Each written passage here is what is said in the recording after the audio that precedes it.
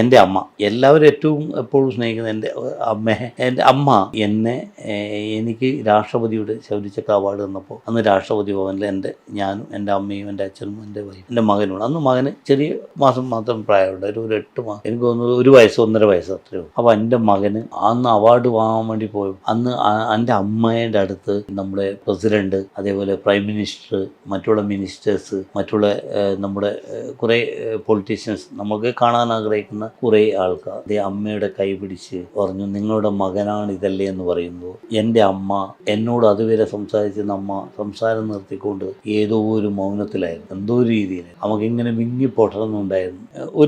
ഒരു മകൻ എന്ന രീതിയിൽ അമ്മയ്ക്ക് എന്താണ്, അല്ലെങ്കിൽ കുടുംബത്തിന് എന്താണ്, നമ്മുടെ രക്ഷിതാക്കൾക്ക് എന്താണ് കൊടുക്കാൻ പറ്റുക. അപ്പോൾ എൻ്റെ അമ്മ എനിക്കന്ന് ശൗര്യചക്ര അവാർഡ് നൽകിയപ്പോൾ അന്നത്തെ പ്രസിഡന്റായിരുന്ന ശ്രീമതി പ്രതിഭ പട്ടേൽജിയാണ് അവാർഡ് കിട്ടിയത്. അന്ന് ഡൽഹിയിൽ അവാർഡ് വാങ്ങാൻ വേണ്ടി പോയി. ഞാൻ വീൽ ചെയറിലായിരുന്നു അവാർഡ് വാങ്ങാൻ വേണ്ടി പോയിരുന്നത്. അന്ന് എൻ്റെ അമ്മയും എൻ്റെ അച്ഛനും, അതേപോലെ എൻ്റെ അച്ഛൻ ഇപ്പോൾ ജീവിച്ചിരിപ്പില്ല, ഒരു 7 മാസം മുന്നേ എൻ്റെ അച്ഛൻ നഷ്ടപ്പെട്ടു. അപ്പോൾ അങ്ങനെ നിന്ന് അമ്മക്ക് എന്തോ വിങ്ങി പൊട്ടണം എന്നുണ്ടെന്ന് എനിക്ക് തോന്നിപ്പോയി.